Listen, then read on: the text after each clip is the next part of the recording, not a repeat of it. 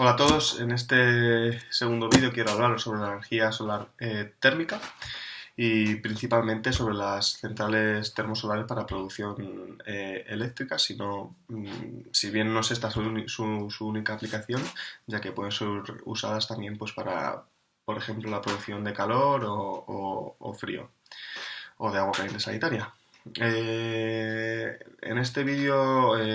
voy a dividir este vídeo en dos partes. Una primera en la que voy a describir dos de los principales tipos de centrales termosolares, que son aquellas que usan concentradores cilindro parabólicos y aquellas que usan torre central. Y una segunda parte en la que voy a describir las principales o las posibles ventajas e inconvenientes que puedan tener las diferentes tecnologías solares frente a las demás. Bueno, las centrales termosolares, como muchos sabéis, funcionan de forma análoga a las centrales térmicas convencionales, ya que son capaces de aprovechar la energía térmica para generar un vapor altamente energético que al pasar por una turbina produce la energía mecánica necesaria para mover un alternador y convertir dicha energía mecánica en energía eléctrica. A pesar de esta similitud y de que esto también pasa en centrales termosolares, hay una diferencia principal y es que las centrales solares térmicas no requieren de la quema de ningún combustible para conseguir la energía térmica, sino que son capaces de aprovechar la radiación solar a través de un sistema de captación. Este sistema de captación está compuesto por captadores solares y principalmente lo que hacen es redirigir y concentrar la radiación solar directa que llega a su superficie a un determinado punto, con el objetivo de calentar un fluido caloportador que posteriormente se usará en un generador de vapor para generar ese vapor que comentaba antes, que nos permitirá mover una turbina y por lo tanto el alternador coaxial.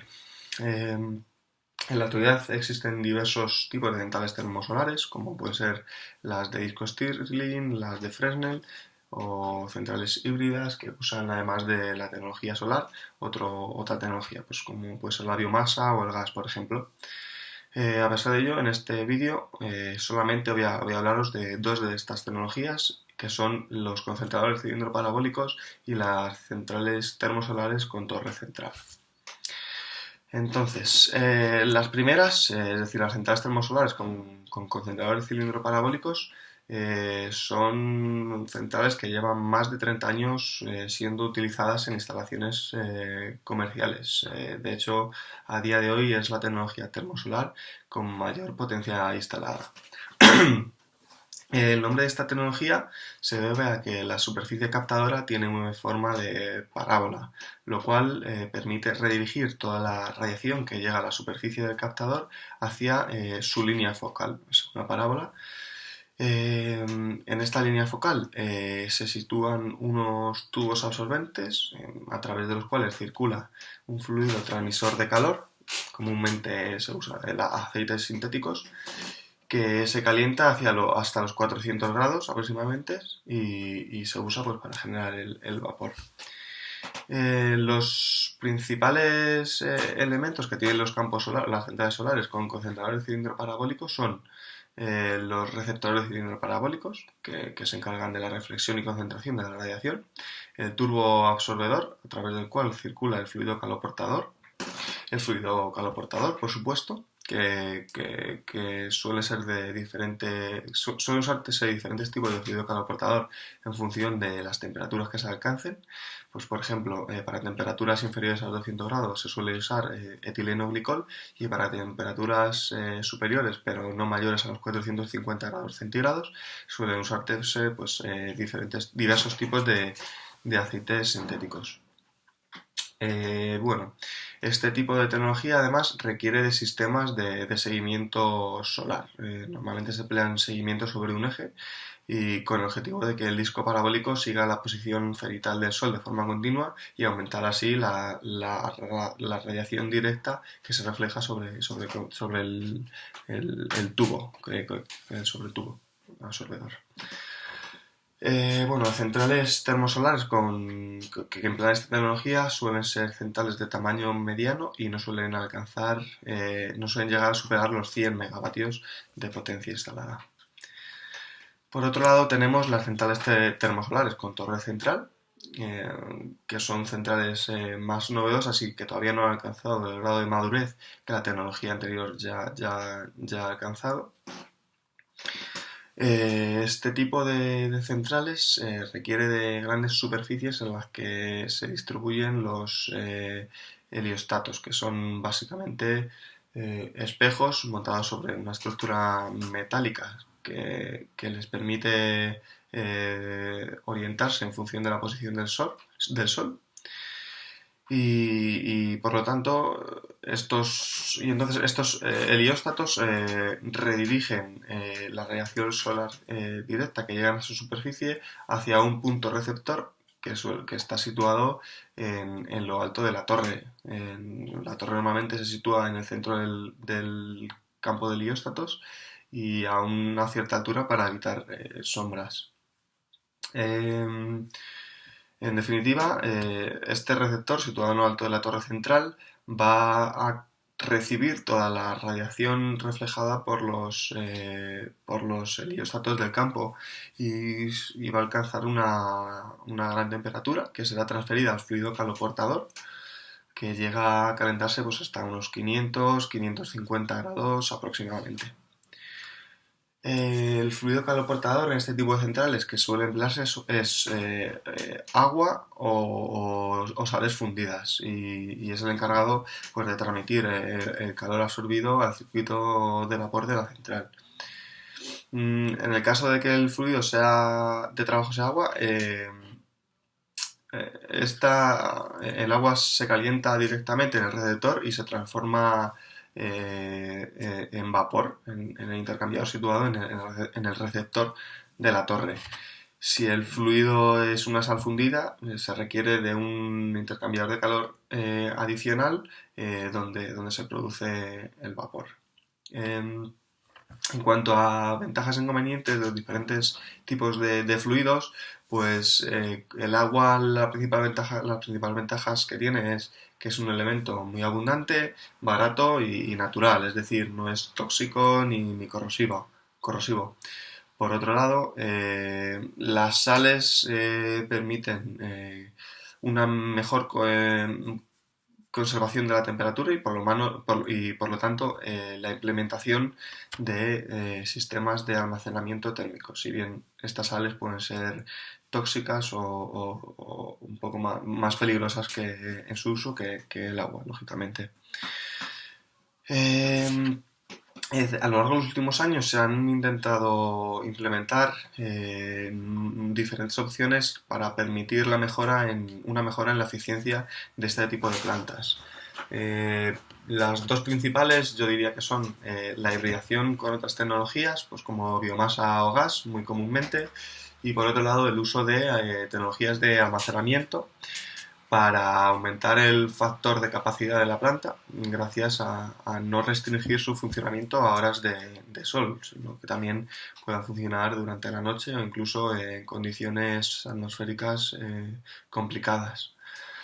A diferencia de las centrales con discos parabólicos, este tipo de centrales suelen ser de mayor tamaño y llegan a alcanzar los 200 megavatios de potencia. Y hasta aquí la primera parte de este vídeo y ahora voy a pasar a comparar las diferentes tecnologías solares. Al final del vídeo me voy a decantar por una de ellas, si bien yo creo que la idoneidad de la utilización de un tipo de tecnología no se basa, o sea, no hay una tecnología que sea idónea para su uso en cualquier aplicación, sino frente a todas las demás, quiero decir, sino que creo que hay que basarse, hay que hacer un estudio de qué se quiere conseguir, para qué vamos a usar esta tecnología y en función de eso elegir la que sea más conveniente. En cualquier caso voy a considerar diversos factores y utilidades para ver qué tecnología puede ser la ideal. Como bien digo, creo que el que una tecnología sea mejor o peor depende de su aplicación. Y voy a empezar, pues, por ejemplo, hablando de las tecnologías termosolares, ¿no? Pueden usarse bien a nivel doméstico, principal, que son verdaderamente adecuadas para la producción de agua caliente sanitaria, gracias a que presentan buenos niveles de eficiencia y con costes aceptables. Pero por otro lado, creo que es una tecnología que no es posible, que no debe ser usada, su utilización no es posible para la generación de energía a pequeña escala, ya que en primer lugar presentan un coste muy alto, son sistemas bastante complejos, demasiado para instalarlos a escala doméstica, y creo que aparte de esto es inviable la posibilidad de colocar concentradores cilindro parabólicos o un campo de helióstatos en hogares, ¿no? Por otro lado, creo que a escala industrial la cosa cambia bastante y sí que para la producción de energía eléctrica eh, resulta verdaderamente más aconsejable, principalmente por ser capaz de alcanzar un rendimiento mayor que la tecnología fotovoltaica. Gracias en parte a que permite de forma sencilla la introducción de almacenamiento térmico y, por lo tanto aumentar el factor de capacidad de la planta, ¿no?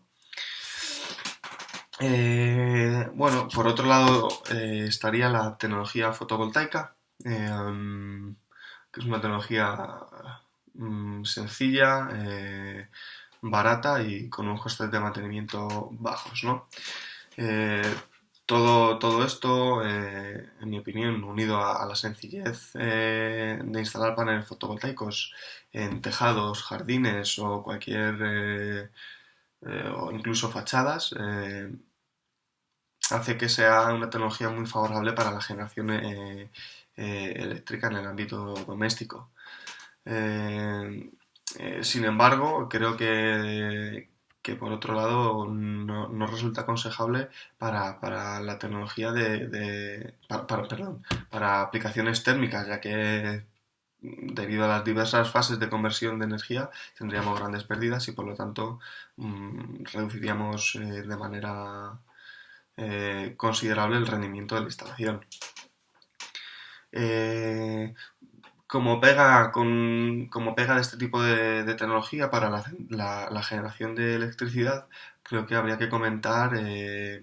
la necesidad y obligación de usar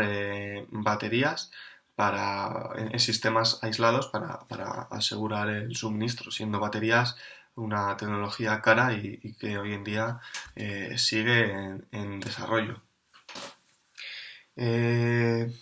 en cuanto a la tecnología solar para grandes plantas industriales de generación eléctrica, creo que presentan también grandes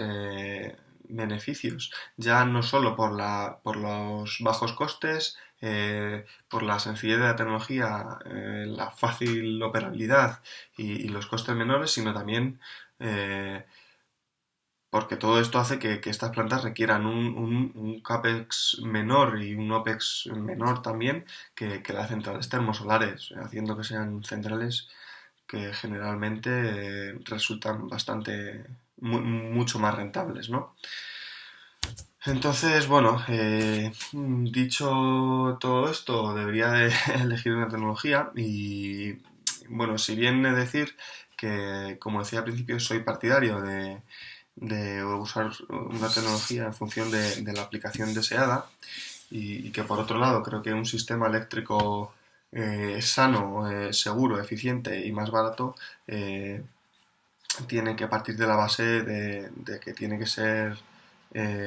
variable, en el que tiene que coexistir los diferentes tipos de tecnología en función de los diferentes requerimientos. Pero bueno, a día de hoy creo que la tecnología fotovoltaica presenta una serie de ventajas que hacen de ella,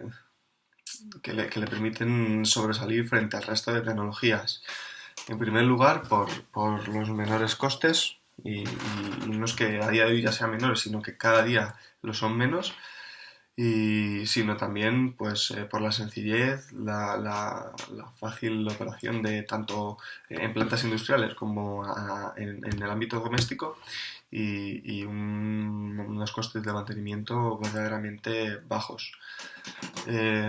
Por otro lado, no lo he comentado anteriormente, pero algo que hace que desde mi punto de vista sea una tecnología eh, que también le hace sobresalir un poco es que desde mi punto de vista hoy en día el sistema eléctrico del futuro tiene que empezar a basarse en la generación distribuida, es decir, en acercar los puntos de generación a los puntos de consumo, aumentando así la eficiencia de los sistemas eléctricos. Y por supuesto la fotovoltaica es una tecnología, si no la más adecuada, una de las más adecuadas para fomentar el desarrollo de la generación distribuida. Por supuesto, siempre que la legislación acompañe, y por lo tanto, para mí me decanto por poco, pero me decanto a día de hoy por la tecnología fotovoltaica. Bueno, pues esto ha sido todo en este vídeo. Espero que os haya parecido interesante y bueno, pues quedo atento a cualquier comentario